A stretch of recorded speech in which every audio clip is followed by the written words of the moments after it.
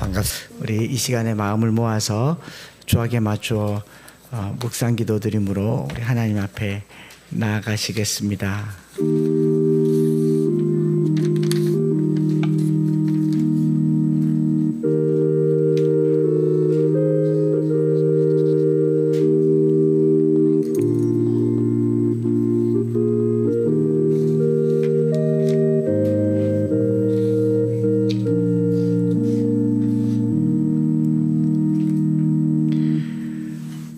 주를 찾는 모든 자들이 주로 말미암아 기뻐하고 즐거워하게 하시며 주의 구원을 사랑하는 자들이 항상 말하기를 하나님은 위대하시다 하게 하소서. 나는 가난하고 궁핍하니 하나님이여 내게 속히 내게 임하소서. 주는 나의 도움이시오 나를 건지시는 이시오니 여호와여 지체하지 마소서. 아멘. 우리를 도우시는 하나님, 오늘 주님을 찾아 주님 앞에 나왔습니다. 주를 기뻐하며 주를 즐거워하며 주의 구원을 사모하는 우리의 예배를 받아주시고 한 주간의 삶을 주님께 올려드리오니 다음 주 한 주의 삶을 또 인도하여 주시고 모든 영광 주님 홀로 받아 주시옵소서. 예배 시종을 주께 맡겨드리며 구주 예수 그리스도 이름으로 기도드립니다. 아멘. 함께 신앙 고백 드리겠습니다. 나는 전능하신 아버지 하나님 천지의 창조주를 믿습니다. 나는 그의 유일하신 아들 우리 주 예수 그리스도를 믿습니다. 그는 성령으로 잉태되어 동정녀 마리아에게서 나시고 본디오 빌라도에게 고난을 받아 십자가에 못 박혀 죽으시고 장사된 지 사흘 만에 죽은 자 가운데서 다시 살아나셨으며 하늘에 오르시어 전능하신 아버지 하나님 우편에 앉아 계시다가 거기로부터 살아있는 자와 죽은 자를 심판하러 오십니다. 나는 성령을 믿으며 거룩한 공교회와 성도의 교제와 죄를 용서받는 것과 몸의 부활과 영생을 믿습니다. 아멘. 할렐루야. 우리 시간에 함께 찬양할 텐데 금방 말씀 시편 70편 말씀처럼 주를 찾는 모든 자들 한번 따라할까요? 주를 찾는 모든 자들이 주로 말미암아 기뻐하고 즐거워하게 하소서. 주는 나의 도움 나를 건지시느니 여호와여 내게 임하소서. 같이 배워가면서 한번 찬양하겠습니다.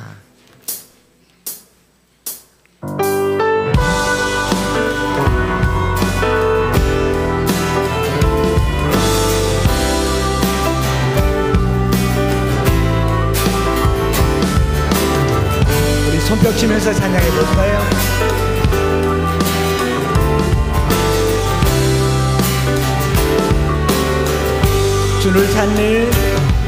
주를 찾는 모든 자들이 주로 말미암아 기뻐하고 즐거워하게 하시며 주의 구원을 사랑하는 자들이 항상 말하기를 하나님은 위대하시다 하게 하소서.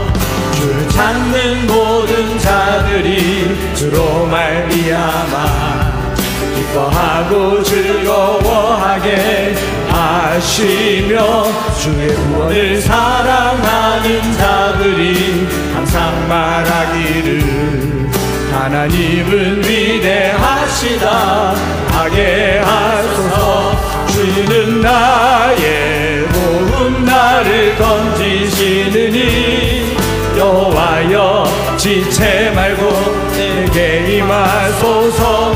가난하고 궁핍한 내 마음 가운데 여호와여 속히 임하소서.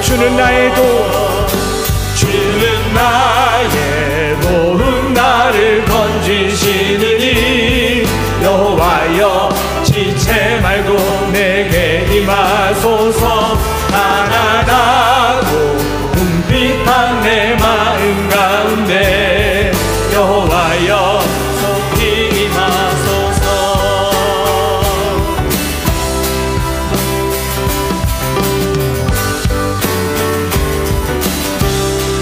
주를 찾는 주를 찾는 모든 자들이 주로 말미암아 기뻐하고 즐거워하게 하시며 주의 구원을 사랑하는 자들이 항상 말하기를 하나님은 위대하시다 하게 하소서. 주를 찾는 모든 자들이 주로 말미암아 기뻐하고 즐거워하게 하시며 주의 구원을 자랑하는 자들이 항상 말하기를 하나님은 위대하시다 하게 하소서. 주는 나의 고운 나를 건지시느니 여호와여 지체 말고 내게 임하소서. 가난하고 궁핍한 내 마음 가운데 여호와여 속히 임하. 주는 나의 도운 나를 건지시느니 여호와여 지체 말고 내게 임하소서. 가난하고 궁핍한 내 마음 가운데 여호와여 속히 임하소서. 우리를 도우시고 우리를 건지시는 하나님, 가난하고 궁핍한 우리의 마음 가운데 오시옵소서.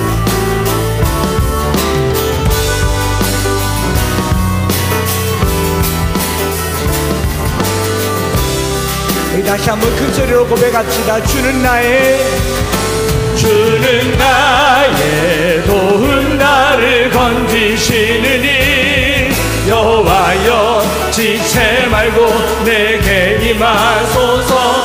가난하고 궁핍한 내 마음 가운데 여호와여 속히 임하소서. 주는 나의 도운 나를 건지시느니 여호와여 지체 말고 내게 임하소서. 가난하고 궁핍한 내 마음 가운데 여호와여 속히 임하소서. 여호와여 속히 임하소서. 여호와여 속히 임하소서. 주는 나의 도운 나를 건지시느니 여호와여 지체 말고 내게 임하소서. 가난하고 궁핍한 내 마음 가운데 여호와여 속히 임하소서.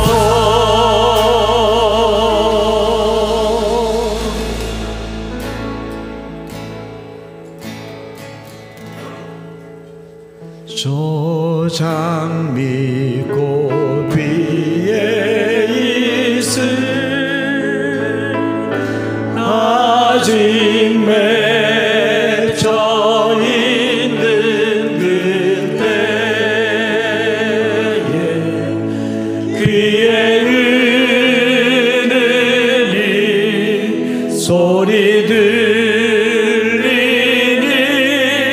주은 성분명하다.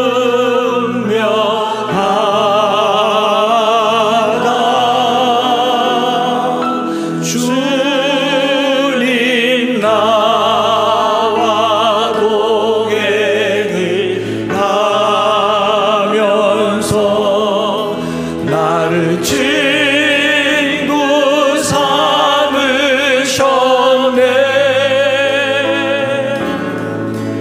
우리 서로 받은 그 기쁨을 알 사람이 없도다.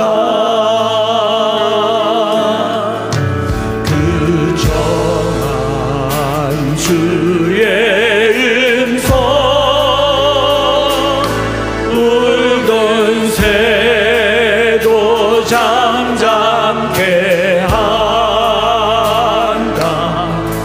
내게 드리던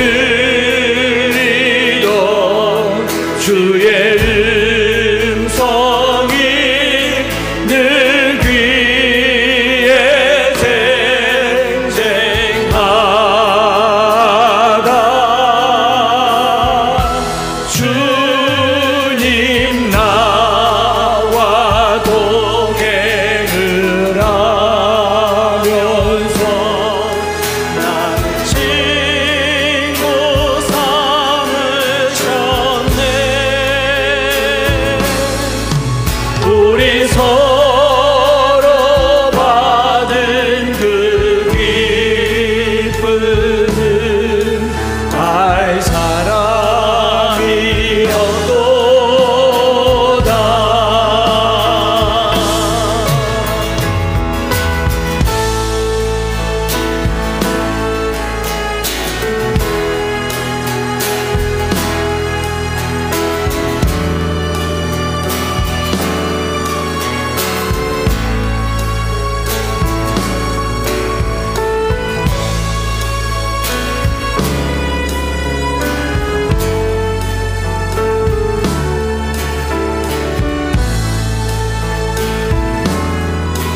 우리 3절 찬양하겠습니다.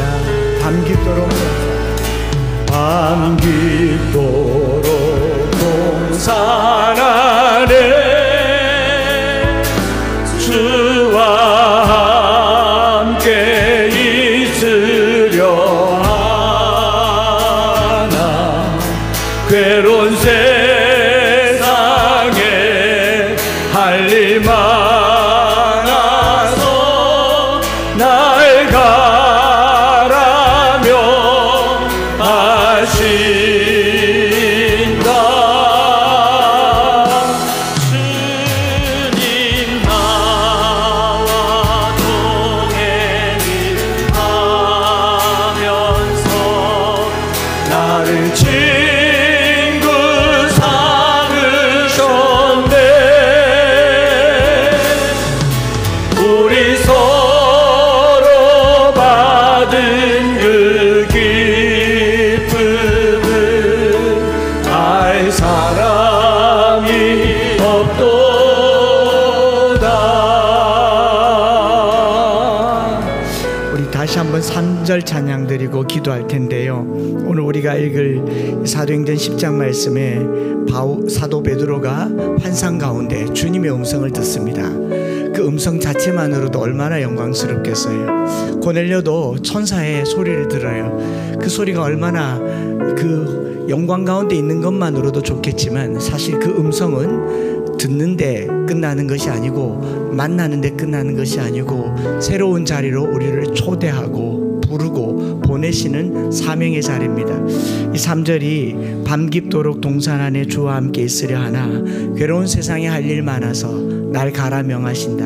오늘 예배가 주님을 만나고 주님의 음성을 듣고 다시 이 문을 열고 나갈 때에 여러분들의 삶의 자리가 부르신 자리가 되기를 사모하는 마음으로 우리 다시 한번 3절 찬양 드리겠습니다. 밤 깊도록 동산 안에 주와 함께 있으려 하나. 괴로운 세상에 할 일 많아서 날 가라 명하신다. 주님 나와 동행을 하면서 나를 친구 삼으셨네. 우리 서로 받은 그 기쁨은 알 사람이 없도다.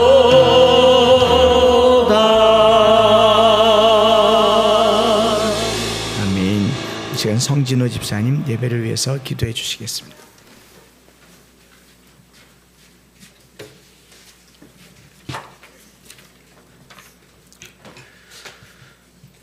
사랑의 하나님 아버지, 우리를 지극히 사랑하셔서 아들을 죽기까지 내어주신 그 사랑에 감사드립니다.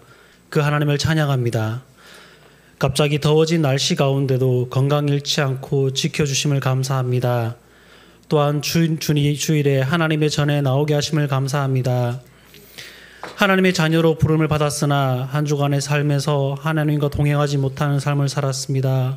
비록 주일이 되어서야 다시금 주님 앞에 나아갑니다. 저희를 용서하시고 예배 가운데 회복하게 도와주시옵소서. 삶 속에서 예수 그리스도가 드러나는 삶을 살게 하여 주시옵소서. 그리스도인으로 불리우는 것을 부끄럽게 생각하지 않게 하시고 그리스도인이라는 호칭의 무게를 잘 견디며 예수 그리스도께서 가르쳐 주신 삶의 길을 잘 살아나갈 수 있게 하여 주시옵소서. 주일의 생활을 위한 그리스도가 아니라 삶 속에서의 그리스도인이 되게 하여 주시옵소서. 하나님, 엠마오 교회 성도들을 돌아봐 주시옵소서. 육체의 질병으로, 사업의 힘듦으로, 가정의 문제됨으로, 각종 힘듦으로 어려워하는 지체들이 있습니다. 우리 공동체가 입으로만, 외침으로만 사랑을 외치는 것이 아니라 서로를 돌아봄과 관심으로 성도를 안으며 서로의 피로와 어려움을 따뜻한 손길과 관심으로 채울 수 있는 공동체가 되게 하여 주시옵소서. 하나님, 저희 교회를 인도하신 한창수 목사님 여름 사역을 앞두고 있습니다.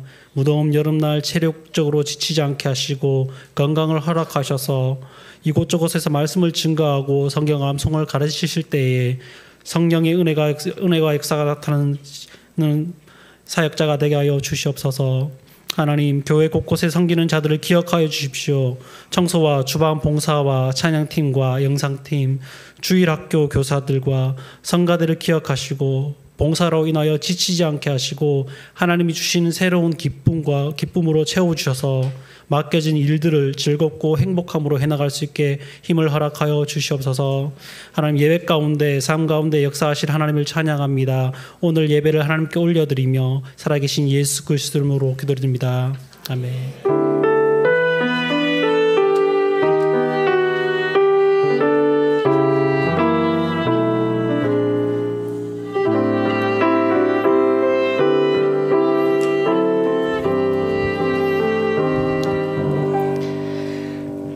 감사합니다. 우리 암송하기 전에 오늘 또 기쁘고 특별한 순서가 있죠. 우리 유아 세례가 있습니다.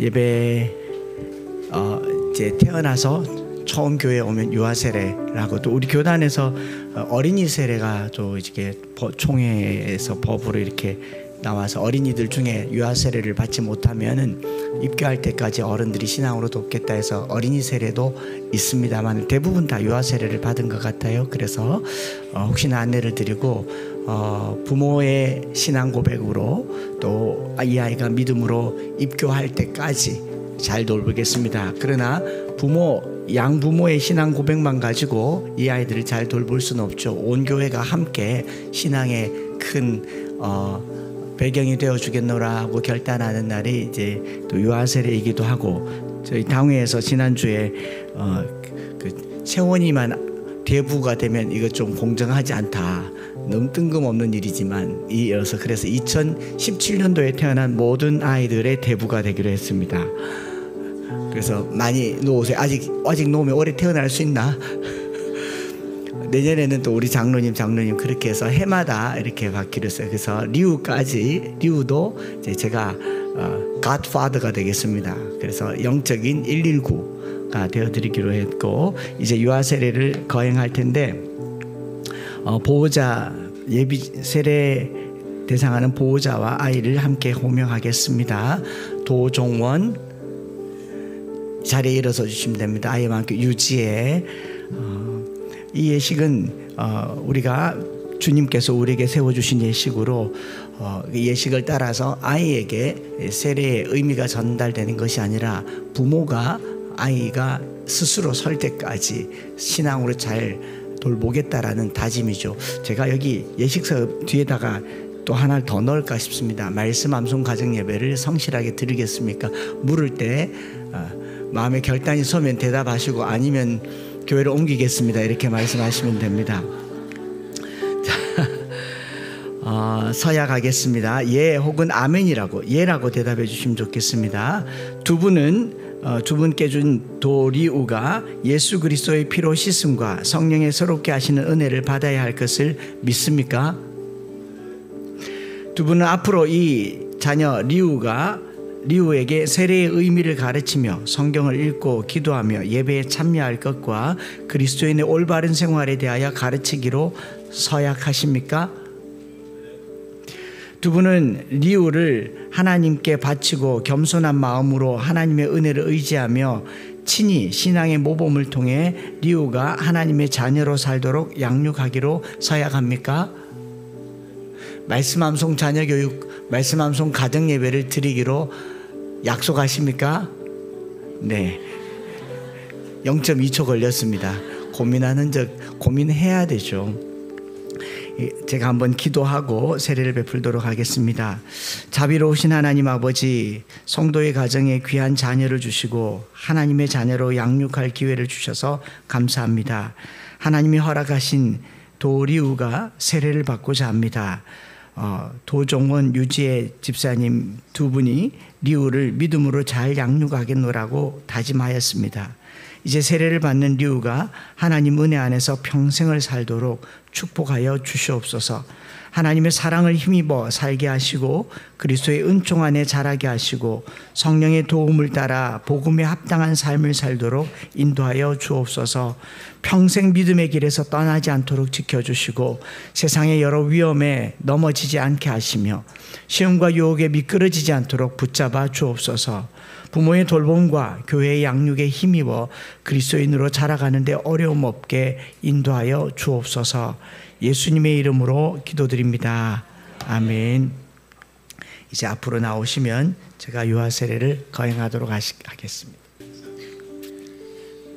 예수를 주로 믿는 믿음의 가정 도종원, 유지혜 집사의 가정에 주신 도리우에게 내가 성부와 세 번 할게요. 성자와 성령의 이름으로 세례를 주노라. 아멘.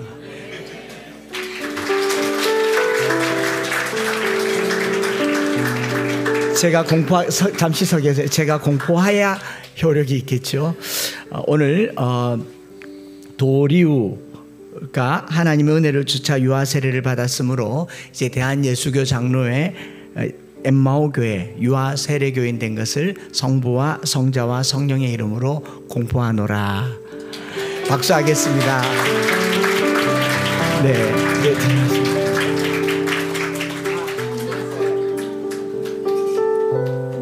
네, 선물 리우보다 더 큰 수면 베개 잠 잘 자라고. 이제 회중 서약이라는 게 우리 예배 모범에 새로 생겼습니다. 여러분들에게도 서약을 받도록 하겠습니다. 사랑하는 교우 여러분, 오늘 유아 세례를 받은 아이들이 자라서 입교할 때까지 성령의 인도를 받아 신실한 그리스도인이 될 수 있도록 사랑과 기도로 돌보시겠습니까? 책임지셔야 됩니다. 이 교회가 함께 책임지는 저와 여러분들 되시기를 바라면서 우리 그 권면의 마음을 가득 담아서 시편 8편 암송하도록 하겠습니다. 시편 8편 리우에게 주는 선물이기도 하고 하나님께 드리는 찬양이기도 합니다. 같이 선포합니다. 암송 준비. 할렐루야. 예수님의 참 제자 주 안에서 변나 명령 롬파리팔 살아계신 하나님의 말씀. 시편 8편 전편 1절부터 9절까지의 말씀. 여호와 우리 주여, 주의 이름이 온 땅에 어찌 그리 아름다운지요. 주의 영광이 하늘을 덮었나이다. 주의 대적으로 말미암아 어린아이들과 젖먹이들의 입으로 권능을 세우시며 이는 원수들과 보복자들을 잠잠하게 하려 하심이니이다. 주의 손가락으로 만드신 주의 하늘과 주께서 베풀어 두신 달과 별들을 내가 보오니 사람이 무엇이기에 주께서 그를 생각하시며 인자가 무엇이기에 주께서 그를 돌보시나이까. 그를 하나님보다 조금 못하게 하시고 영화와 존귀로 관을 씌우셨나이다. 주의 손으로 만드신 것을 다스리게 하시고 만물을 그의 발 아래에 두셨으니 곧 모든 소와 양과 들짐승이며 공중의 새와 바다의 물고기와 바닷길에 다니는 것이니이다. 여호와 우리 주여, 주의 이름이 온 땅에 어찌 그리 아름다운지요. 시편 8편 전편 1절부터 9절까지의 말씀. 아멘. 오늘 함께 나눌 하나님 말씀은 사도행전 10장인데 길어요. 1절부터 48절까지여서 뒷부분에만 같이 읽겠습니다. 44절부터 48절까지 한 목소리로 읽겠습니다. 사도행전 10장 44절부터 48절 시작. 베드로가 이 말을 할 때에 성령이 말씀 듣는 모든 사람에게 내려오시니 베드로와 함께 온 할례 받는 신자들이 이방인들에게도 성령 부어 주심으로 말미암아 놀라니 이는 방언을 말하며 하나님 높임을 들음이러라. 이에 베드로가 이르되 이 사람들이 우리와 같이 성령을 받았으니 누가 능히 물로 세례 베품을 금하리요 하고 명하여 예수 그리스도의 이름으로 세례를 베풀라 하니라. 그들이 베드로에게 며칠 더 머물기를 청하니라. 아멘. 교회 소식 알려드리겠습니다. 조금 전에 유아 세례가 있었죠. 도종원 유지혜 집사님 딸 도리우 오늘 유아 세례를 받기도 했고 100일이에요. 그래서 이렇게 100일 떡을 예쁘게 포장을 해서 이렇게 선물로 가져왔으니까 하나씩 받으시고 축하해 주시고 또 많이 축복해 주시면 좋겠습니다. 수박도 함께 준비해서 왔으니까 식사하면서 많이 교제를 나누면 좋겠고 303 비전 성경 암송학교 패밀리 과정이라고 해서 우리 직장맘들이 암송학교를 못 하시는 경우가 있어서 저녁에 1년에 2번 6월과 11월에 저녁 과정이 열립니다. 그래서 저녁 7시 30분에 퇴근해서 식사 후에 거실에 앉아서 스마트폰이나 화면 연결해서 줌으로 암송학교를 함께 가정예배를 드릴 수 있으니까 가정예배를 실천하는 좋은 기회로 삼으시면 될 것입니다. 본문 말씀은 3단계 우리 금요일날 암송하는 말씀이니까 좀 익숙할 것 같고 그 다음에 6월 6월 25일 날 시작되고 6월 27일에는 1단계가 오전 과정으로 이제 금요일이 아니라 목요일로 옮겨집니다. 목요일 오전에 1단계 암송학교가 있으니까 성서학당 하시던 분들은 이 목요일 오전에 줌으로 암송학교를 열면 되고 하반기 때부터는 하이브리딩이라고 해서 현장에서 합니다. 현장과 온라인이 함께 이제 원라인이라고 하죠. 그렇게 하게 되니까 함께 많은 관심을 보여주시고 신청이나 접수 관련해서 박술래 권사님께 문의를 주시면 될 것이고요. 이번 여름에 전교인 가족 캠프뿐만 아니라 여름 사역들이 아름아름 있죠. 그리고 저도 여러 곳에서 말씀을 전하게 될 텐데 이것들을 위해서 기도해 주시면 좋겠습니다. 이게 그냥 행사로 되지 않고 기도가 필요하다는 것을 더 많이 느끼는 만큼 여러분들이 사역들을 위해서 기도해 주시면 고맙겠습니다. 찬양 드리겠습니다.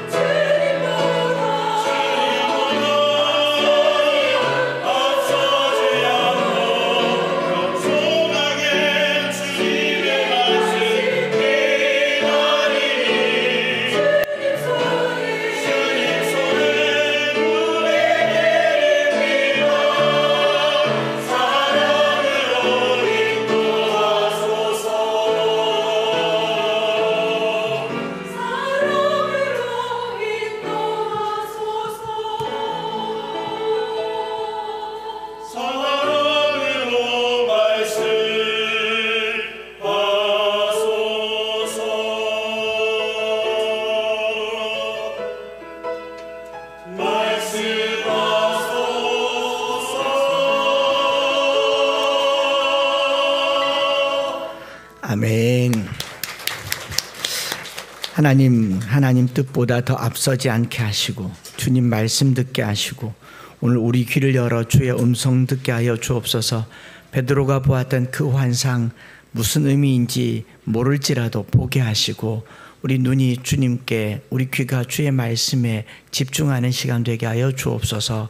이 시간 우리 안에 열린 마음 주시기를 소망하며 예수님 이름으로 기도드립니다. 아멘. 할렐루야. 사도행전 18번째 말씀 함께 전할 텐데요. 9장 32절에 우리가 읽은 것처럼 베드로가 사방으로 두루다니며 복음을 전했다라고 기록되어 있죠. 10장은 이제 9장에 이어서 예루살렘에 예수 그리스도의 복음이 예루살렘에 머물러 있지 않고 온 유대와 사마리아와 땅끝까지 어떻게 확산되는지에 대한 아주 중요한 한 내용이 길게 기록되어 있습니다. 그 9장에 보면 루다에서 시작돼서 요빠 그리고 사론으로 두루다니며 복음을 전했는데 이제 베드로가 어디까지 가냐면 가이사랴 지역까지 갑니다. 요빠에서 가이사랴까지는 한 50km 정도 떨어져 있는데요. 여기 가이사랴에서 이 유대인인 베드로가 이방인인 고넬료에게 복음을 전하는, 소위 말해서 선교가 이루어지는 한 지점이라고 볼 수 있는데, 베드로와 고넬료라고 하는 두 사람, 요빠와 가이사랴라고 하는 두 지역에 서로 다른 두 사람에게 서로 다른 두 장소에서 성령이 나타나셔서 둘을 하나 되게 한 사건이 이제 사도행전 10장의 이야기입니다. 이게 왜 중요하냐면 이 성경에 이방인으로 처음 세례받은 사람이 고넬료라고 하는 사람입니다. 그래서 이것이 효시가 되어서 은혜의 문이 되어서 이 문이 열림으로 말미암아 지구 반대편에 있는 저와 여러분들이 예수를 믿게 되는 이 사건이 첫 사건이 되는 거죠. 그래서 저나 여러분들은 고넬료 혜택을 받은 사람입니다. 만약 이 사건이 없었더라면 고넬료가 믿은 하나님은 또 다른 종교가 되거나 이상한 사이비로 치부받으면서 유대 안에서만 기독교가 생길 뻔도 했던 사건이라고까지 볼 수도 있는 거죠. 그러면 이 앞에 있는 에티오피아 여왕 네시도 복음을 받았지 않느냐, 또는 성경에 보면 헬라파의 이방 유대인들과 히브리파 유대인이라고 하는데 헬라파 사람들도 있지 않느냐 이렇게 보는데, 엄밀하게 말하면 이 앞에 나와 있는 사람들은 이방인이 아니고 이방 땅에 사는 유대인들입니다. 흩어진 유대인들이죠. 디아스포라라고도 하는 흩어진 유대인들이고, 또는 결혼 관계에 있어서 언어와 결혼이 섞인 좀 혼혈된 그 이방인이 바로 유대인이기 때문에 순수하게 이방인이 복음을 받아들인 것은 고넬료가 처음이죠. 가이사랴에 있는 고넬료를 이탈리아 군대의 백부장이라고 얘기하지 않습니까? 즉 이탈리아 사람이라는 거죠. 이탈리아 사람이 예수를 믿었고, 이 켄투리오 백부장이라고 하는 거 잘 알겠지만 100명의 부하를 거느린 군인입니다. 로마 군인이에요. 우리나라로 치면, 요즘 계급으로 치면 대위나 소령급 되는 중대장이 백부장이 되고, 천부장은 연대장쯤 되겠죠. 오늘 이 백부장이라는 사람 2절에 보면 10장 2절에 경건하여 온 집안과 더불어 하나님을 경외하며 백성을 많이 구제하는 사람이다 라고 소개되어 있습니다. 이미 하나님을 아는 것 같은 기록이죠. 경건하여 온 집안과 더불어 항상 하나님을 경외했다라고 얘기하니까 하나님을 아는 사람 같아요. 그리고 복음적인 삶을 살고 있습니다. 이미 하나님을 알고 복음이 원하는 그 삶을 살고 있는데, 그 고넬료에게 베드로를 보내는 이야기입니다. 그래서 48절에 해당하는 긴 내용이지만 속을 들여다보면 이방인 고넬료에게 복음을 전했다라는 내용보다는 고넬료에게 베드로를 소개했다라는 내용이 훨씬 더 근접하겠죠. 그리고 이 둘을 만나게 하는 과정에서 성령이 작용하고 있는 겁니다. 다르게 보면 고넬료는 이미 신앙 안에 있는 겁니다. 신앙이 자랐고 하나님을 인식하고 있고 성경의 가르침을 따라 사는 사람이에요. 고넬료에게 복음을 전하는 게 목적이 아니라 베드로를 고넬료에게 보내는 게 목적이라는 거죠. 즉 고넬료와 베드로와 만나게 하는 게 목적이고, 이 만남을 위해서 둘 사이에서 고넬료에게는 천사를 보내고 베드로에게는 환상을 보여주신 내용, 마치 어떤 뉘앙스냐면 고넬료는 이미 준비되어 있는데 베드로를 여기 보내려고 성령이 사전 작업을 하고 있는 내용이 사도행전 10장에 있는 이야기다라는 겁니다. 만약에 그냥 고넬료가, 이방인인 고넬료가, 로마 군인인 고넬료가 자기 하수인을 보내서 베드로를 좀 불러와라 그러면 베드로가 갔을 것 같습니까? 안 갔을 것 같습니까? 안 갔을 것 같은 거예요.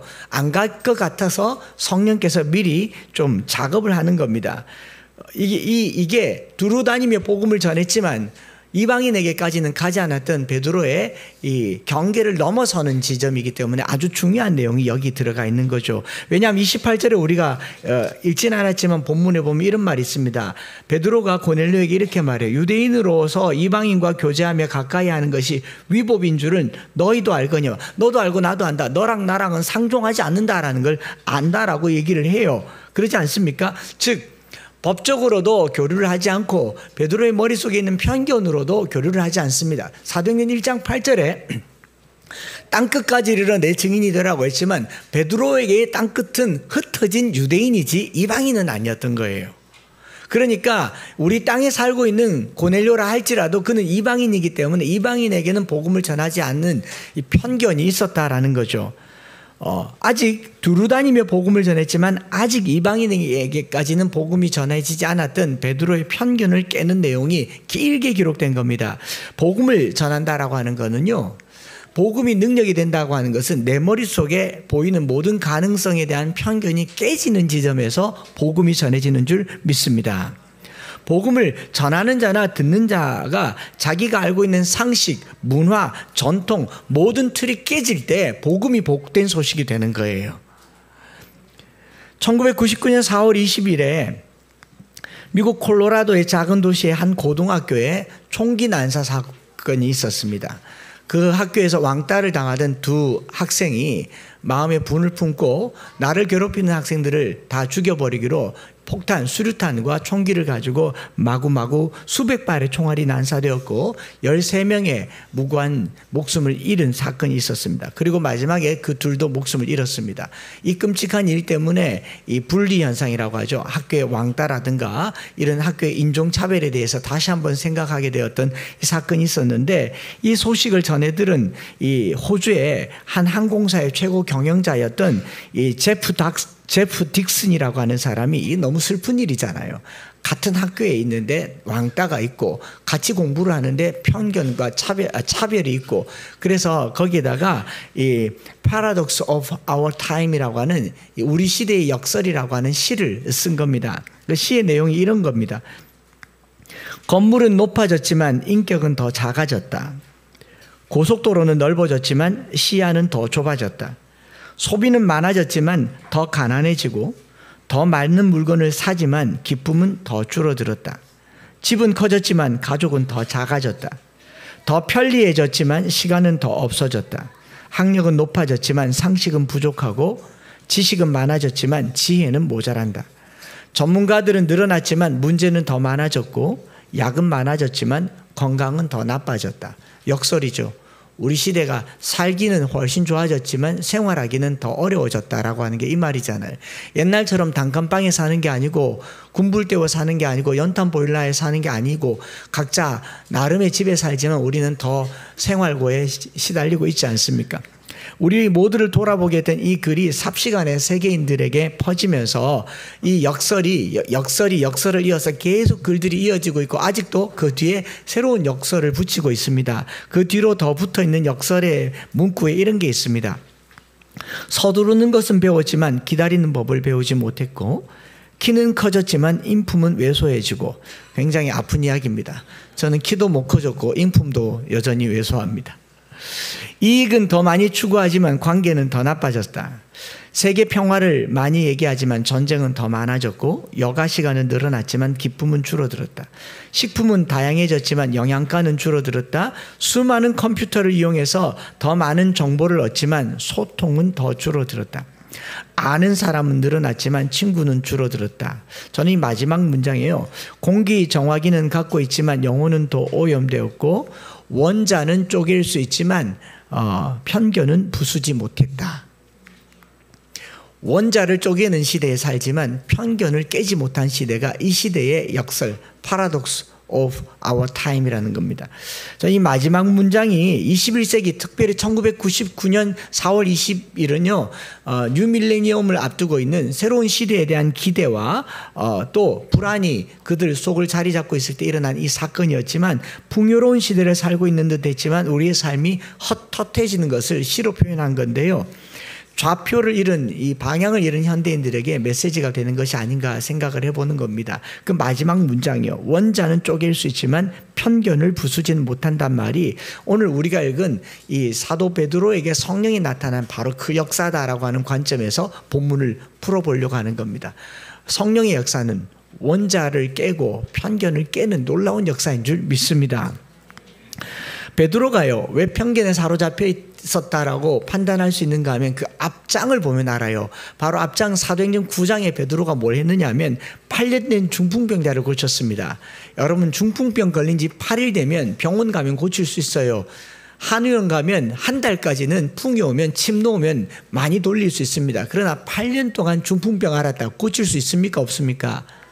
이거는 장애입니다. 중풍병을 8년간 앓았다라는 말은 회복을 생각하는 게 아닙니다. 신경이 이미 말랐어요. 근육이 말라버렸습니다. 근데 8년 된 중풍병자를 낫게 하는 거 기적 아닙니까?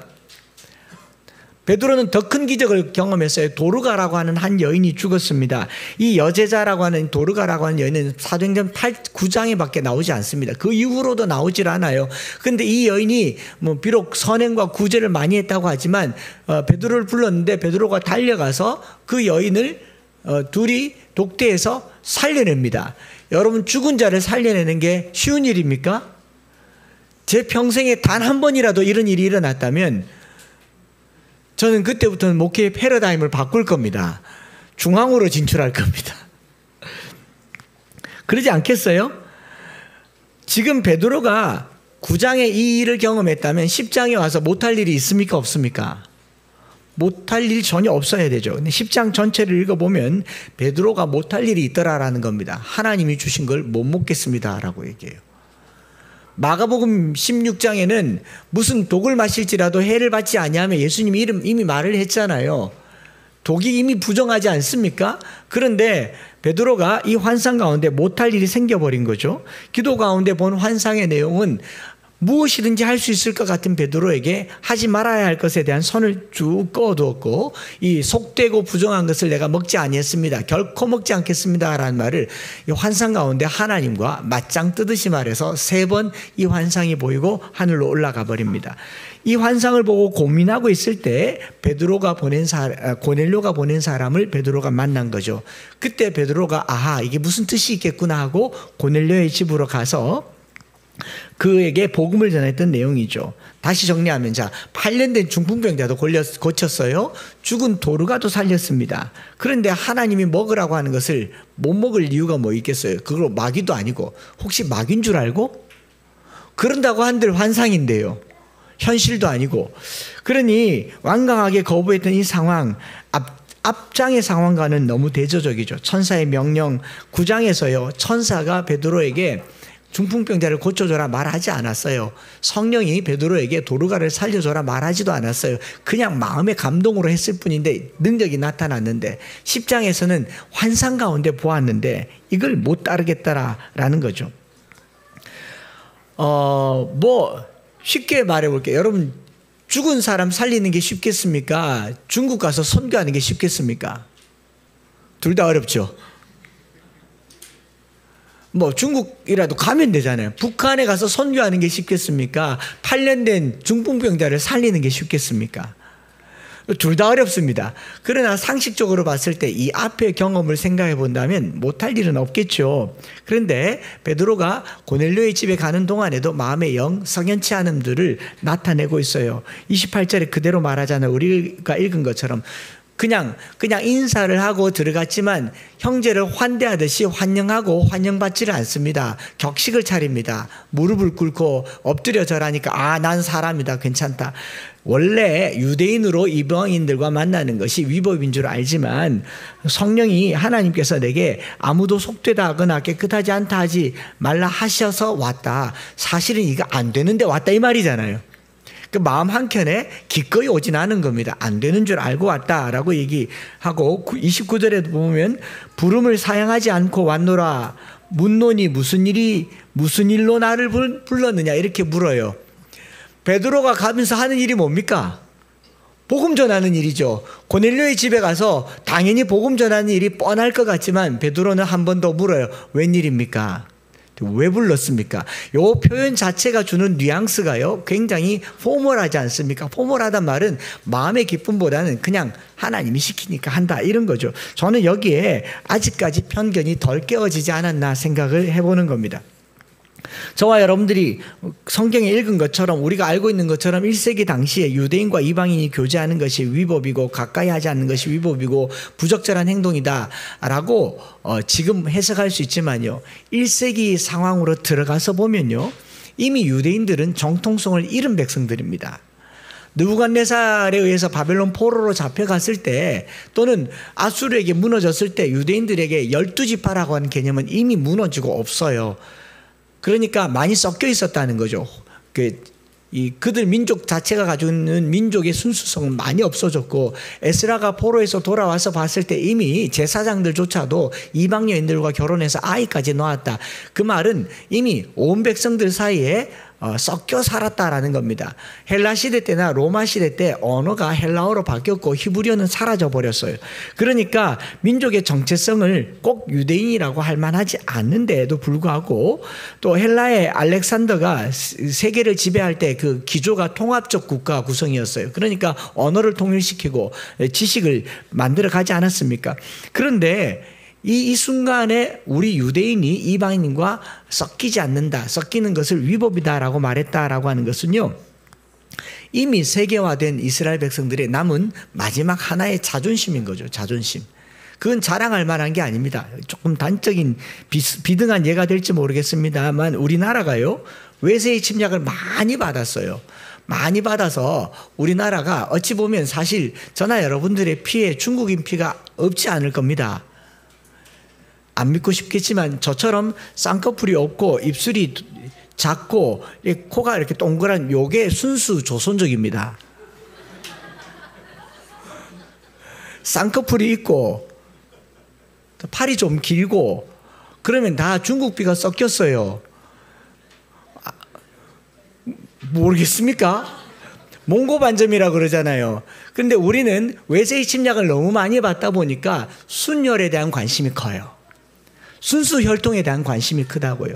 진돗개를 진도 순종이냐라고 묻는 것처럼 세계에서 외세의 침략을 가장 많이 받았음에도 불구하고 가장 순수성을 추구하는 나라가 우리나라입니다. 백의 민족. 컬러풀한 시대에 살고 있으면서 우리는 흰색밖에 안 추구했잖아요. 순혈을 추구하고 세계에서 국제사회라고 해서 다문화 가정이 얼마나 많아져 가는데 유일하게 다문화 가정이 적은 나라가 우리나라예요. 지금 이 21세기를 살면서 이 한국 사회가 다문화를 소셜 이슈로 삼아야 될 만큼 우리나라가 순혈 민족이라고요. 영국인은 어디든지 가보세요. 순수한 영국 사람, 미국 사람 없습니다. 다 섞여 살죠. 미국은 아예 멜팅 포트라고 해서 그냥 다민족으로 섞어버렸죠. 그게 문제가 되기도 했지만 근데 우리나라는요 많은 외세의 침략이 있음에도 불구하고 이 순혈을 중요하게 여기죠. 그래서 집안을 중요하게 하겠습니다. 성씨부터 물어봅니다. 뭐 하는 집안이고 그 유명한 말 있잖아요. 너가 아버지 뭐 하시노? 우리는 순수 혈통을 추구한다고 이렇게 오잖아요. 이거 뭐 원고에 없는 이야기인데 옥상에 악어 흰색이죠. 어머 희다고 하는데 저게요 순혈이 아니고 저렇게 잡종을 만든 겁니다.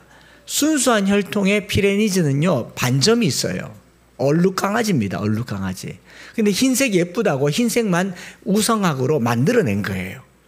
그러면 저와 여러분들이 이 한국인의 이 피는요 만들어진 걸 겁니다.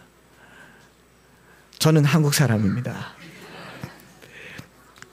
뭐냐면은 베드로가 유대인이라고 하는 이 순수성을 갑자기 갖게 되면서 이방인에 대한 선을 그었던 게 바로 10장의 이야기였다라고 말하는 거죠.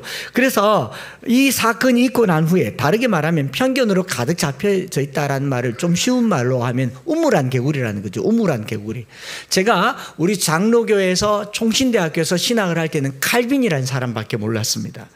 칼빈 벗어나서 바르트나라거나 뭐 불트만 이런 신학을 배우면 자유주의자였습니다. 그러니까 오로지 칼빈이었어요. 하나님보다 칼빈이 더 위대하게 가르치는 신학교였었습니다. 영국에 가서 보니까 칼빈을 아는 사람이 아무도 없어요. 누구냐고. 들어본 적도 없대요. 바르트 모른대요. 독트린 교리 그런 거 없다고 그러더라고요. 내가 학교를 잘못 온 줄 알았습니다. 우리 신학교 출신 목사님들이 그 학교에서 공부하면 반드시 한 번은 싸웁니다. 물어요. 교수님은 어느 편입니까? 교수가 무슨 편이 있어야 학문하는 사람이. 학문하는 사람은 모든 학문에 열려 있어야 되는데 편을 안 두는데 우리는 처음부터 편을 갈라서 공부를 했. 이게 교단신학이라고 하는 거거든요. 나쁘단 말이 아니에요. 이단 사설이 너무 많기 때문에 안전하게 하기 위해서 아주 핵심적인 것만 본질만 가르치는데 이게 전부는 아니지 않습니까? 근데 이 전부가 아닌 것을 전부로 가르치니까 우리는 성결교랑도 교류를 못하고 침례교랑도 교류를 못하고 심지어는 기장은 아예 교류를 하면 안 되고 그러고선 뭐하냐면 요즘 뭐하냐면 연합화제예요. 한기총 무슨 기총 거기는 만나면 안 될 사람들이 다 모이는데 어떻게 만납니까? 그런데 천국 가면요 더 만날 건데 편견이라고 하는 것을 쉬운 말로 하면 우물한 개구리입니다. 사도 베드로는 우물한 개구리에서 성령 충만한 사역을 하고 있었어요. 이 우물 안을 막 휘저어다니면서 복음을 전했던 이 베드로에게 이 환상은요 우물 밖으로 끄집어내는 역할을 하는 것이죠. 그래서 10장 이후로 11장부터 본격적인 이방 지역에 복음이 전해지는 내용이 사도행전의 이야기다라는 겁니다. 베드로를 포함한 예루살렘 교회들이 유대인들의 편견을 깨는 것, 이 사건이 바로 10장의 이야기다라는 것을 말씀드리려고 하는 거예요. 이런 일들이 우리 안에 한 번씩은 있어야 된다라고 생각을 합니다. 내가 옳다고 생각한 모든 것에 대해서 한 번쯤은 다 헝클어 놓고 다시 한번 생각해 보아야 되는 거죠. 1700년대 후반 1800년대 초반에 지난주에 영국 다녀왔으니까 요한 웨슬레 목사님이 강단에서 비로소 첫 설교를 했습니다. 그 설교한 내용이 있어요. 그 설교가 끝나자 성도들은 우레와 같은 소리를 내며 또 그르렁거리며 짐승과 같은 소리를 내고 손에 있는 것을 뭐 집어 던질 것을 찾으려고 주변을 살피고 있었다. 그래서 웨슬레가 강단 뒤를 떠나서 예배당 밖으로 도망치듯이 나갔다는 기록이 있습니다. 무슨 설교를 했느냐면 노예를 소유하는 것은 성경적이지 않다. 흑인을 노예로 삼는 것은 비성경적이다. 노예 해방 운동에 대한 첫 설교를 한 사람이 요한 웨슬레였습니다. 그 웨슬레가 설교를 했고 그 흑인의 인권을 주장하는 설교를 들었던 많은 사람들 중에 조지 위필드와 같은 사람, 특별히 윌리엄 윌버포스와 같은 사람이 노예 해방 운동을 하기 시작했죠. 노예 매매제도 폐지 운동을 했고 156차의 대국회 논쟁을 거쳐서 1807년도에 노예를 사고 파는 것을 폐지합니다. 1833년도에 노예 제도 자체를 없애는 놀라운 일이 한 번의 설교에서 시작됐어요. 이 편견을 깨기가 쉽지 않은 거죠. 그 당시 사람들이 흑인과 백인이 함께 같은 자리에 앉아서 밥을 먹고 같은 자리에 앉아서 예배를 드린다는 거 상상도 못할 일입니다. 1800년대에 노예는 흑인들은 말통하는 짐승이었습니다. 말통하는 짐승. 뭐 이게 그때의 이야기만 그렇겠습니까? 우리나라 100년 전에요. 종들은요. 이름도 없었다잖아요. 지난주에 여러분들 본 서소평 자기 교회 자기가 만난 사람들은 이름 없는 여인들이 수없이 많았다. 여러분들 이름 없었더라고요. 그 박대기 무슨 대기라 그러지? 무슨 대기라 그러잖아요. 끝년이, 언년이, 말년이, 마당쇠, 돌쇠 그런 사람들에게 이름 지어주는 게 선교사님들의 일이었다고요. 100년 전에 우리나라 사람들이 천민과 양민이 혹은 양반과 서민이 같은 자리에 앉는다는 거 상상도 못할 일이고 지금 저와 여러분들이 이 자리에 앉아서 남반 여반 없이 앉아있는 교회는 우리 교회가 아주 드문 교회입니다. 이게 안 믿어지는. 다음 주에 딴 교회 한번 가보세요. 여러분들은 자매들은 틀림없이 여러분들 앉은 자리에서 오른쪽에 앉을 겁니다. 남자분들은 대부분 왼쪽에 앉을 겁니다. 이쪽에 앉을 거예요. 아닙니까? 이 섞여 앉는다는 게 상상이 돼요? 장대현 교회를 비롯한 모든 교회들은 기역자로 꺾여져 있었어요. 이쪽은 남반, 이쪽은 여반. 이 반에서 이 반을 볼 수가 없었습니다. 커튼이 쳐져져 있었어요. 어디 남자가 여자를 뭐 남녀 무슨 뭐 이런 거 표현 썼지 않습니까? 이런 게 깨지는 게 한순간이 온다라는 겁니다. 제가 오늘 기타 치고 찬양을 드렸습니다. 제가 중학교 고등학교 때 이 기타가 여기 올라오면 큰일 난 거예요. 40년 전에 여러분들은 마룻바닥에서 무릎 꿇고 예배를 드렸습니다. 기도할 때 무릎 안 꿇으면 다시 했습니다. 지금은요, 하나님 안 오십니까? 안 들으십니까? 우리가 갇혀있는 우물 안으로부터 벗어나는 것 굉장히 중요하죠. 신분이 바뀐다거나 신분을 뛰어넘어서 하나가 된다는 것 자체가 불가능하던 2000년 전에 병자를 살릴 수는 있어도 죽은 자를 살릴 수는 있어도 이방인에게는 복음을 전할 수 없다라고 하던 베드로에게 보여주신 환상이 이 속된 음식, 보자기에 쌓인 음식이었다라는 겁니다. 그래서 그런지 이 내용을 조금 삐딱하게 읽어보면 베드로의 느낌이 느껴지는 거죠. 안 합니다 했는데 고넬료로 와서 가기는 갔는데 이거 위법인지 알죠? 그런데 왜 불렀습니까? 그러니까 고넬료도 자기가 그냥 느낌으로만 말한 게 아니라 한 빛난 옷을 입은 사람이 천사가 서서 내 기도를 들으시고 구제를 기억하였으니 요바로 사람을 보내어 베드로를 데려오라고 하셨기로 당신을 불렀고 오셨으니 잘하셨습니다. 우리가 이 유대인인 당신 앞에 있는 게 아니라 하나님 앞에 있습니다. 말씀해 주십시오. 굉장히 정중하게 얘기를 합니다. 그래서 베드로가 말씀을 전해요. 참 하나님이 각 나라 중에 여호와를 경외하는 사람들을 다 받으시는 것, 외모로 보지 않는 걸 알겠도다 하면서 이 36절부터 43절에 베드로가 전한 설교가 유명한 복음적 설교이긴 하지만 자세히 읽어보면요, 유대인 중심 설교를 하고 있습니다. 거기 읽어보면요, 이 36절부터 42절에 보면 화평의 복음을 전한다라고 하는데 이스라엘 자손들에게 보내실 말씀 또는 온 유대에 두루 전파된 그것을 땅끝은 다 빼버려요. 39절에 보면 유대인의 땅과 예루살렘에서 그가 행하신 모든 일의 증인이라. 41절에 보면 우리라는 표현을 좀 더 노골적으로 씁니다. 모든 백성에게 하신 것이 아니오 오직 미리 택하신 증인 곧 죽은 자 가운데서 부활하신 후에 그를 모시고 음식을 먹은 우리에게 하신 것이라. 우리 유대인들에게 주신 복음을 너희가 믿을 수 있겠느냐? 약간 그런 뉘앙스예요. 제가 삐딱하게 읽어보라 그랬죠. 삐딱하게 읽어보면 그렇게 얘기를 하는 거예요. 우리는 유대인의 땅과 예루살렘에서 그가 행하신 일의 증인이라. 하나님이 그를 다시 살렸는데 41절 모든 백성에게 하신 것이 아니요 오직 미리 택하신 증인 죽은 자 가운데서 부활하신 후에 그를 모시고 음식을 먹은 우리에게 행하신 것이라. 42절 우리에게 명하사. 이렇게 얘기를 하면서 너희가 과연 믿겠느냐라고 말하는데 그때 44절에요. 이 말을 할 때 성령이 이 말씀을 듣는 자들에게 임하는 걸 보고 베드로와 함께 온 사람들이 뭐 하느냐? 놀랐다라고 얘기하잖아요. 저는 편견이 깨지는 게 바로 이 지점이라고 생각을 해요. 성령께서 역사하신 거죠. 베드로는 철저하게 유대의 관점에서 유대인으로 유대인적인 말씀을 전하고 있는데 성령이 확 임한 겁니다. 물 세례를 받고 성령 세례를 받은 게 아니라 성령 세례가 먼저 임한 거죠. 갑자기 성령께서 이방인인 고넬료와 그 집에 있는 모든 사람에게 내려오니까 45절에 놀랐다라고 하는데 원문이 깜짝 놀랐다, 화들짝 놀랐다, 놀라울 만큼 놀랐다라는 거예요. 베드로에게 이런 일이 일어났다라는 겁니다. 그제서야 베드로가 즉석으로 이 사람들이 우리와 같이 성령을 받았으니 능히 누가 물로 세례 베푼 것을 그 말이요 하고 세례를 베풀죠. 그래서 사도 바울은 로마서 1장 16절에 복음은 모든 믿는 자에게 구원을 주시는 하나님의 능력이라. 첫째는 유대인에게요 또한 헬라인에게로다 고백할 수 있게 된 줄 믿습니다.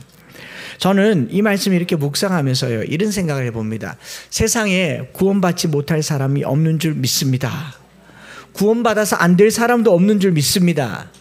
하지만 우리 안에 우리가 만들어 놓은 편견에 저 사람은 안 돼라고 하는 사람은 없습니까? 저 사람은 안 되라고 포기한 사람은 없습니까? 하나님은 포기하지 않는데 우리 마음속에 이미 선을 그어놓은 사람은 없습니까? 오늘 기독교회가 갖는 개신교회가 갖는 배타주의에는 저 사람은 안 되라고 하는 철저한 유대주의 사고가 있다라는 거예요. 오늘 저와 여러분들이 사람을 대할 때 안 될 사람이 없다라는 열린 마음이 있기를 축복합니다. 공연한 미움을 가지고 지난주에 말씀드렸잖아요. 천국 가서 그 사람 만날 거라니까요. 특별히 여러분들이 엄청나게 미워했던 사람 하나님이 특별히 그 사람을 구원시켜서 천국 보내실 줄 믿습니다. 보라고. 이게 복음의 능력이라고. 가급적이면 미워해 보세요. 천국 가서 뭐 만날 겁니다. 이게 그 편견이라고 하는 거죠. 그래서 주님은 모든 사람의 죄를 용서하신다고 말하면서 우리는 용서받지 못할 죄 목록을 만들어 놨잖아요.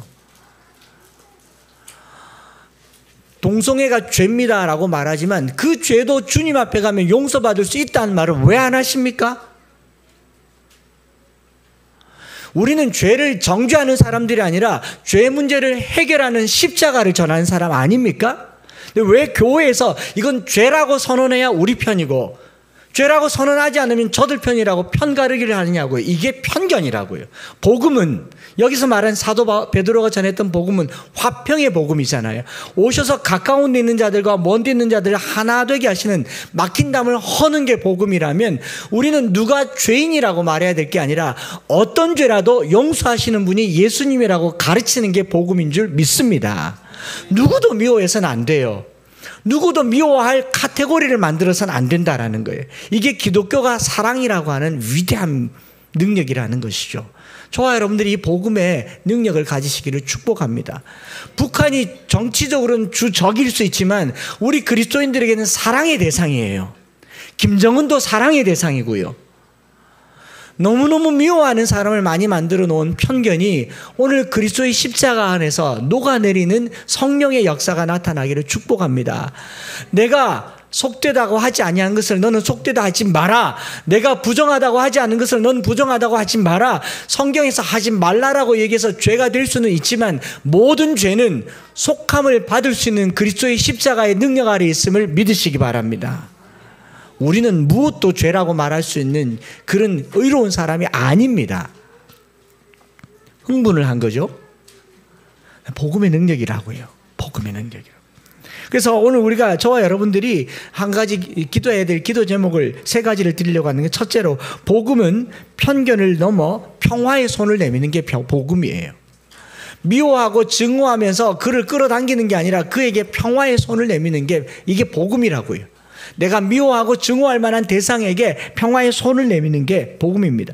베드로가 레위기 11장의 음식법을 가져오면서 저는 그런 거 어려서부터 안 먹었습니다. 결코 먹지 않습니다고 하는데 이런 갈로 열고 개뿔 갈로 닫고 베드로가요 어려서부터 그런 거 먹었던 사람이에요. 베드로가 율법을 지킨 사람이 아닙니다. 여러분 실제 베드로는 유대인이긴 하지만요 천한 갈릴리 사람이고 어부입니다. 제사장이나 바리새인들이나 뭐 서기관들이 보기에는 율법적인 삶을 산다고 보기 어리석은 사람들이에요. 그래서 항상 멸시받았고 심지어는 안식일에 밀밭을 지나다니면서 까서 먹었습니까? 안 먹었습니까? 음식 먹기 전에 손 안 씻고 먹었습니까? 씻고 먹었습니까? 안 씻고 먹었잖아요. 부정한 일을 그냥 자행하던 사람이에요. 어찌 보면 율법적 규칙으로부터 자유로운 사람이 느닷없이 하나님 앞에서 그런 거 안 먹습니다. 자기는 거룩한 척 하잖아요. 거룩한 척 하죠. 왜 그랬는가를 곰곰이 생각해 봤어요. 베드로가 원래 율법적 규칙에 매인 사람이 아니었는데 베드로를 율법적 규칙에 매이게 하는 그게 뭐냐면 조직입니다. 베드로가 초대 예루살렘 교회의 대표가 됐어요. 소위 말해서 완장을 찼죠.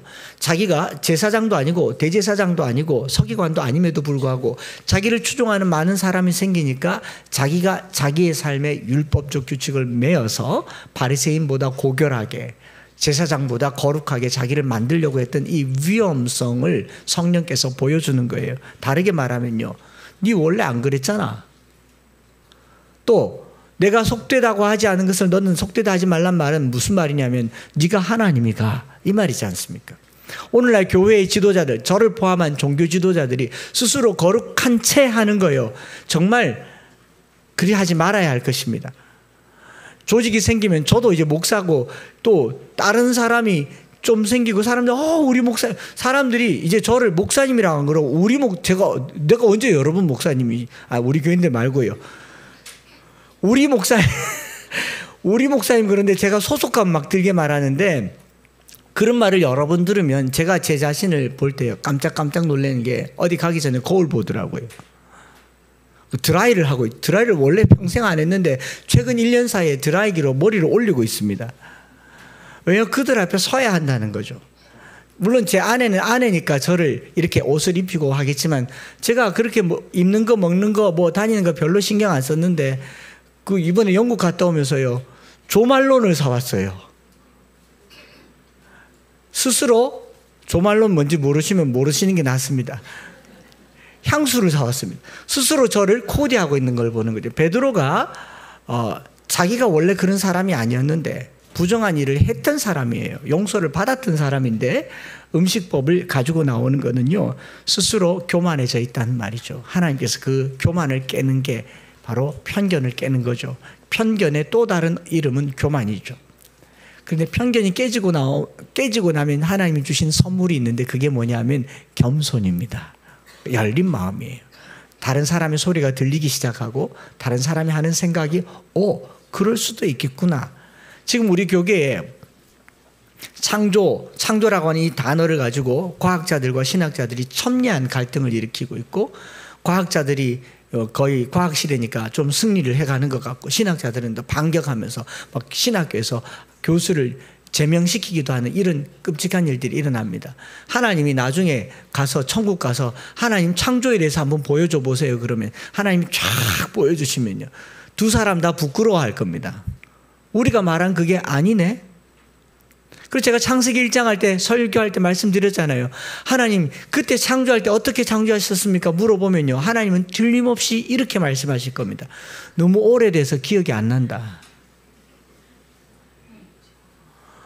여러분 아들 딸 낳을 때 그 첫날 밤 보낼 때 어땠습니까? 물어보면 기억나세요? 너무 그런가? 기억 안 난다가 맞죠? 그걸 막 파헤쳐가지고 문자적으로 파헤치고 신학적으로 파헤치고 내 말이 옳다, 네 말이 옳다, 6,000년이다, 60억이다. 그만들 하시고요, 서로 겸손하시기를 간곡히 부탁을 드립니다. 그래야 대화가 되잖아요. 두 번째로 기도 제목은요, 복음 증거는 편견을 깨는 성령의 역사입니다. 우리가 성령에 민감하시기를 축복합니다. 저는 성령님께서요, 한 사람의 영혼을 구원하기 위해서 얼마나 바지런하게 움직이시는가를 보았습니다.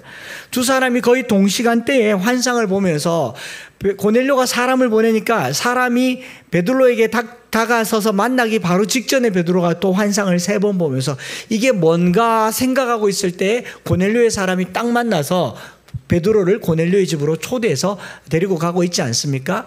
여러분, 한 영혼이 구원받는 것은 사람의 노력과 실력과 능력으로 되는 게 아니라 성령의 일입니다. 그래서 우리가 복음 증거를 원한다면 반드시 기도를 해야 되고, 기도 가운데 성령이 운행하시는 것을 보아가는 저와 여러분들 되시기를 축복합니다. 그 박영선 목사님의 그 은퇴 기념 선집인 교회라고 하는 책, 이 3권, 믿음, 성화, 교회 3권인데 3권짜리 책 3권의 첫 번째에 서문에 이런 표현이 있어요. 교회에서 하는 일은 노래를 합창하는 것에 더 가깝다고 한다. 주님께서 지으신 멋진 곡조의 노래를 아름다운 화음의 합창으로 연주해 가는 것이 교회에서 일어난 일이다. 이런 표현이 있는데, 복음 증거는 하나님께서 사람과 사람을 움직여서 만들어내는 하나의 이 하모니와 같은 거죠. 그 소리를 만들어내려고 여기서 역사하시고 여기서 역사하시는 거, 우리가 누군가를 전도한다 혹은 누군가가 새 가족이 되었다라고 할 때 그냥 된 게 아닙니다. 성령께서 오랜 시간 동안 역사하셨고 계획하셨고 오늘에 이르기까지 일하신 것을 믿으시기 바랍니다. 우연이 아니라고요.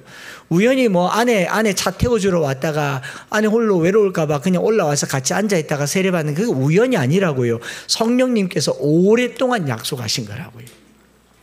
제가 전도사 시절에 저희 교회에 예수 믿고 와서 신앙생활 하시는 분인데 며느리를 데리고 왔는데, 그 며느리가 제 아내랑 고등학교 동창회에서 한 번에 알아봐서 봤더니 그 북구에 있는 한 대학교의 총장, 이사장님 아내 되시는 분인데, 이 이사장님이 불도가 너무 심해서 집에 제가 신방을 가봤더니 달마도사가 다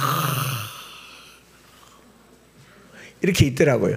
그러니까 그 집에 시집 가서 고등학교 때 교회를 잠깐 다녔는데 25년 동안 교회에 나가고 싶단 말을 한마디도 못했어요. 왜냐하면 남편이 좀 무섭고 엄하고 그 집에 법도가 있어서 교회 가고 싶단 말을 못했는데, 중한 병이 걸려서 동산병원에 누워서 막 치료를 하고 있으면서 그 치료하는 중에 남편이 와서 뭐 하고 싶은 거 없나 물었대요. 진짜 용기를 내서, 병원이니까 지금 이 상황에서는 맞아도 병원이니까 뭐 치료가 가능할까라 해서 그 병원에 누워서 억지로 한마디 꺼냈대요. 교회를 가고 싶다 그랬더니 남편이 너무 시원하게 그래 퇴원하면 교회 가. 그래서 퇴원해서 그 길로 교회 며느리 손잡고 교회를 오셔서 등록을 하셨어요. 25년 만에 남편에게 처음 꺼낸 그 말인데, 근데 그 교회를 오고 나서 자기 고등학교 때 25년 전의 친구들에게 내가 이제 교회를 나간다라고 얘기했는데, 25년 전의 친구들 5명이서 25년 동안 오늘까지 기도하고 있었다고. 이게 그냥 되는 일입니까? 우연히 되는 일입니까? 툭 던져서 나오는 말이겠습니까? 성령이 하시는 일이에요. 복음 증거는 인간의 생각과 사고와 편견에 사로잡혀 있을 수 없는 것은 성령이 하시는 일인 줄 믿습니다. 이 한 주를 지내면서요, 성령께서 저와 여러분들의 삶에 다양하게 보여주시고 들려주시기를 축복합니다. 마지막으로요, 복음 증거는요, 편안함을 버리고 평강을 추구하는 일이다. 제가 이 땅끝까지 이르러 증인된다라고 할 때 이 평강이라는 말을 어제 인터뷰를 보면서 알았어요. 그 25년간 케냐에서 사역하시는 이문미 선교사님 이 인터뷰에, 롬파리팔 인터뷰에 나오면서 그분이 이런 말 하더라고요. 25년간 케냐에 사역하시면서 괜찮았습니까? 했더니 이렇게 말해요. 제가 허리가 좀 안 좋은데요, 지난 25년 동안 편안한 날이 단 하루도 없었대요. 편안한 날이 단 하루도 없었대요. 그런데 그 다음에 말이 더 기가 막혀요. 도무지 편안한 날이 없었지만 안 평안한 날도 하루도 없었다. 편안하진 않지만 평안했다라는 말을 쓰더라고요. 베드로와 고넬료가 이 시간을 정해서 기도하고 구제하고 하나님 앞에 그들의 행함이 상달되려면 그들 삶은 편안하진 않았을 겁니다. 여러분, 매일 시간을 정해서 기도하면 편해요, 안 편해요?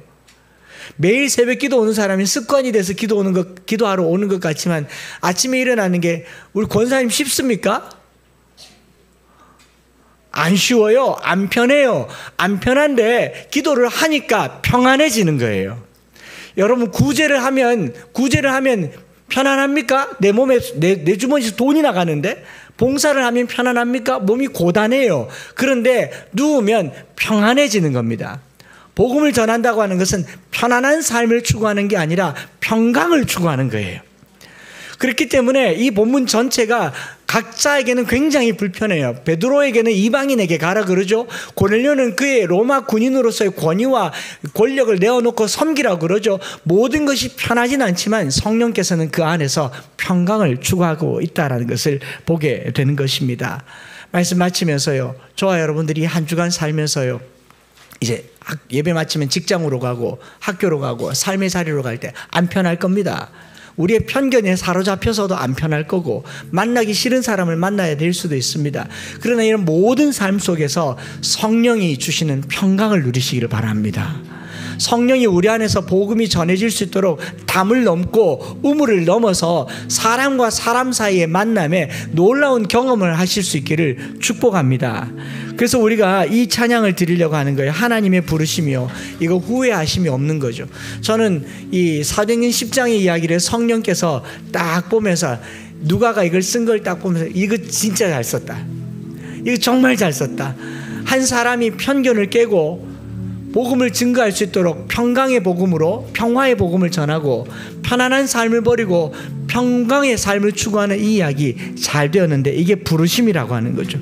날 부르신 뜻 내 생각보다 크고 날 향한 계획 나의 지혜로 측량 못하지만 여러분, 가장 좋은 길로 인도하여 주신 줄 믿습니다.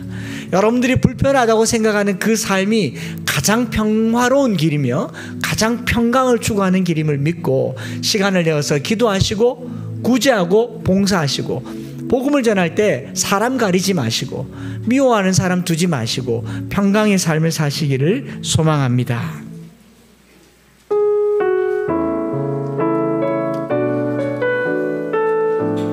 같이 한번 불러볼까요? 하나님의 부르심에는 후회하심이 없네. 내가 이 자리에 선 것도 주의 부르심이라. 하나님의 부르심에는 결코 실수가 없네. 나를 부르신 하나님의 신실하심을 믿네. 작은 나를 부르신 작은 나를 부르신 뜻을 나는 알 수 없지만 오직 감사와 순종으로 주의 길을 가리라. 때론 내가 연약해져도 주님 날 부으시니 주의 놀라운 그 계획을 나는 믿으며 살리.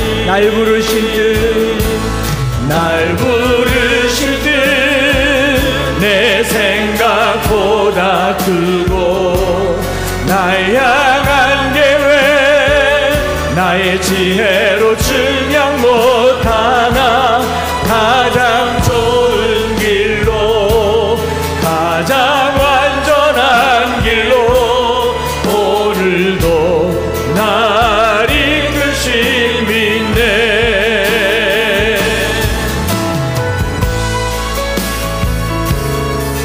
우리가 부르심의 자리로 나아갈 때 내 생각대로 아니고 내 뜻대로 아니고 내 계획대로 아니어도 하나님이 부르신다면요, 거기 역사하는 곳입니다.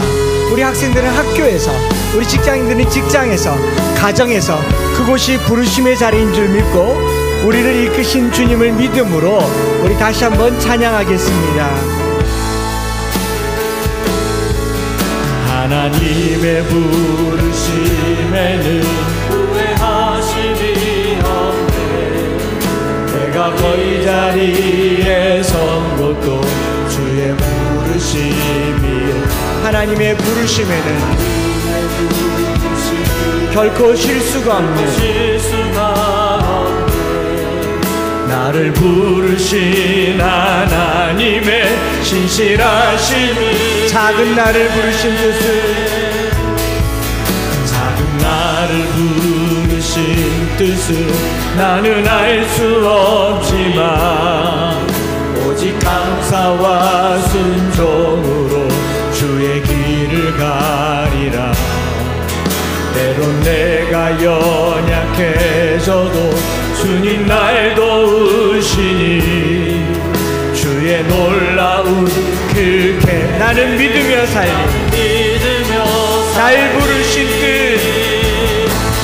날 부르신 뜻 내 생각보다 크고 날 향한 계획 나의 지혜로 증량 못하나 가장 좋은 길로 가장 완전한 길로 오늘도 날 이끄시. 날 부르신 뜻, 날 부르신 뜻 내 생각보다 크고 날 향한 계획 나의 지혜로 증량 못하나 가장 좋은 길 가장 완전한 길로 오늘도 날 이끄신. 여러분 이 시간에 후렴 한 번 더 찬양하고요, 한번 합심해서 기도하기를 원하는데, 이제 오늘 지나면 내일 월요일이잖아요. 삶의 자리로 돌아갑니다. 때로는 아침에 학교 가기 싫고 어떨 때는 직장도 가기 싫고, 여러분 목사도 목회하기 싫을 때가 있는데 왜 마냥 좋겠습니까? 그런데요, 하나님께서 우리의 그 조금 그 reluctant라고 조금 이렇게 꺼려하는 것들에 대해서 하나님 가라 하시면요, 틀림없이 뜻이 있는 겁니다. 오늘따라 학교 가기 싫으면요, 그 학교 하나님 오늘 계획이 있는 거예요. 오늘따라 출근하기 싫으면 하나님께서 거기서 뭘 만들어 놓은 일이 있을 겁니다. 그걸 믿으셔야 우리의 복음이 평강이 돼요. 우리가 편안한 삶을 추구하려면 집에 가만히 있으면 돼요. 그러나 편안한 삶보다 평안한 삶을 추구하기 때문에 기도하고 복음 전하고 길 가는 거 아니겠습니까? 날 부르신 뜻 내 생각보다 큰 것을 믿고 우리 하나님 앞에 이 찬양 부른 후에 함께 합심해서 기도할 때, 하나님 가겠습니다, 사용하여 주십시오. 하나님께서 누구든지 다 받으시는 줄 믿습니다. 내가 만나는 사람 예비하여 달라고 기도하는 마음으로 이 찬양 드리겠습니다. 날 부르신 뜻 내 생각보다 크고 날 향한 계획 나의 지혜로 증량 못하나 가장 좋은 길로 가장 완전한 길로 오늘도 날 이끄시 날 부르신 뜻 내 생각보다 크고 날 향한 계획 나의 지혜로 증량 못하나 가장 좋은 길로 가장 완전한 길로 오늘도 가장 좋은 길로 이끄시는 주님 주의 이름 부르며 합심해서 기도하겠습니다. 주여 내 생각보다 크고 나의 하나님 오늘 우리를 부르신 그 부르심을 따라서 내가 속되다 하지 않은 것을 너는 속되다 하지 말라 내가 깨끗하다 하지 않은 것을 너는 깨끗하다는 것을 깨끗하다 하지 말라 하신 말씀처럼 내가 가는 곳을 속되다 여기지 말게 하여 주시고 내가 가는 삶을 속되게 여기지 말게 하여 주시고 주님 보내심 따라서 그 부르심을 가지고 살아가는 한 주간 되게 하여 주옵소서. 어느 곳에 있든지 어떤 삶을 살든지 주님 부르심 따라 살아가는 우리가 되기를 원합니다. 삶의 자리가 성령의 자리가 되기를 원합니다. 부르심의 자리가 되기를 원합니다. 우리를 사용하여 주시옵소서. 하나님 아버지, 하나님께서 거룩하게 하신 것을 속되다 하는 우리의 신앙생활의 편견을 뛰어넘게 하여 주옵소서. 오랫동안 교회라고 하는 이 울타리 안에만 있었기 때문에 교회가 말하는 그 전통이 전부인 줄 알았다면, 아니 사실 우리가 전통을 지키지도 못하던 사람이었는데 교세가 좀 되고 우리가 세력을 좀 얻으니까 마치 거룩한 것처럼 착각하는 편견에서 벗어나게 하여 주옵소서. 하나님께서 거룩하게 하시면 거룩하지 못할 백성이 없다는 것을 믿게 하여 주옵소서. 하나님께서 정결하게 하시면 정결함을 입지 못할 사람이 없다는 것을 믿게 하여 주옵소서. 오늘 우리 교회를 사로잡는 온갖 편견과 배타적인 정서와 미워하는 마음들을 내려놓고 울물 밖으로 나아가서 하나님이 원하시는 사람은 다 구원받는 줄 믿게 하여 주시옵소서. 이 일을 위하여서 기도하는 일과 구제하는 일과 경건한 삶을 사는 일에 우리의 편안함을 버리고 평강을 추구하는 한 주가 되게 하여 주시옵소서. 오늘도 우리의 삶 속에 그리스도의 평강이 들여내리는 성령 충만한 삶 되기를 소망하며 하나님 주님 앞에 예물을 구별하여 드립니다. 드려지는 예물마다 그리스도의 평강의 예물이 되게 하여 주시고 평강을 전하는 복음이 되게 하여 주시옵소서. 주 예수 그리스도의 크신 은혜와 아버지 하나님의 변함없으신 사랑하심과 성령 하나님 위로 교통 충만 역사하심이 오늘 우리를 부르시고 또 우리를 보내시며 우리가 가는 곳마다 주의 복음이 전해지기를 소망하는 우리의 평강 가운데 이제로부터 영원토록 함께 있을지어다. 아멘.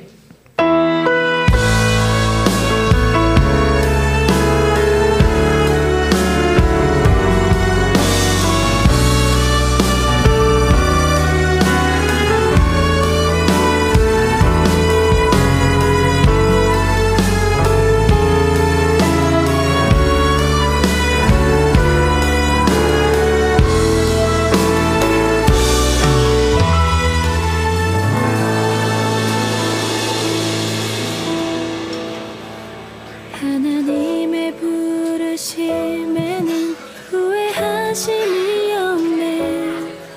내가 이 자리에 선 것도 주의 부르심이라. 하나님의 부르심